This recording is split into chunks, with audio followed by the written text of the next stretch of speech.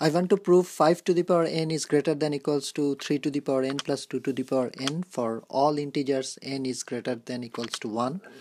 So the minimum value of n is, the first value of n is, or first natural number of n is 1.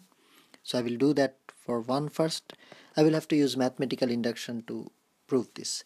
So when n is equal to 1, that's this one is 5 to the power 1, and the right side is 3, 1 plus 2 to the power 1 is equal to 5. So they are equal. This equals to that. That's fine. And then the next step to prove by mathematical induction is to assume that the relationship is true when n is equal to k. So so k is just another integer above 1. So we assume that the relationship is true. So we assume that this is greater than equals to 3 to the power k, 2 to the power k there. So we assume that, and then we attempt to prove the relationship when n is equal to k plus 1, that is for the next one. And if we can do that, we actually will have proved that the relationship is true for all n is equal to 1 and greater than equals to 1. So any value of n 1 and greater than 1. So when n is greater than when n is equal to k plus 1, the left hand side becomes 5 to the power k plus 1, which is 5 to the power k times 5. So which can be written as, I will write 5 to the power k plus 5 to the power k there, or I can write it like, say, basically 5 to the power k plus 5 to the power k. So I will leave it here actually, and then I will see what happens to the right hand side. So right hand side now becomes 3 to the power k plus 1 plus 2 to the power k plus 1, which is 3 to the power k times 3 plus 2 to the power k times 2. This one can be written as 2 into 3 to the power k plus 3 to the power k, and this can be written as 2 to the power k plus 2 to the power k. So I am writing them as such so that I can separate the 3 to the power k and 2 to the power k.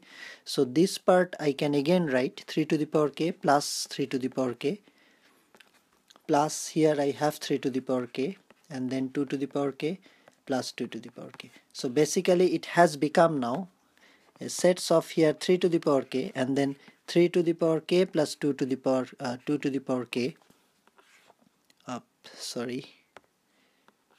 and then I have here, I have 2 to the power k here, and so one set of 3 to the power k, 2 to the power k, another set of 3 to the power k, and 2 to the power k. So I can write it like that, 3 to the power k plus 2 to the power k there. So this is my right hand side. So when I looked at the left hand side, I have here a 5 to the power k, which is greater than, I have assumed that this is greater than equals to 3 to the power k plus 2 to the power k. So basically this side is greater than equals to that one. This part is greater than equals to that one. So those two are done. The remaining one is this one, which is 3 into 5 to the power k, and here the remaining one is just 3 to the power k. 3 to the power k is basically when we have assumed that 5 to the power k is greater than 3 to the power k plus 2 to the power k. So 5 to the power k itself is of course greater than just 3 to the power k, and we actually have here 3 times 5 to the power k. So of course this remaining part will be less than this one, not only less than equals to, but basically less than. So because these two are greater than equals to this one, so even if they are equals to, this one will make them greater than. So basically will make them greater than. So basically we have shown that this relationship is true for all n greater than equals to 1.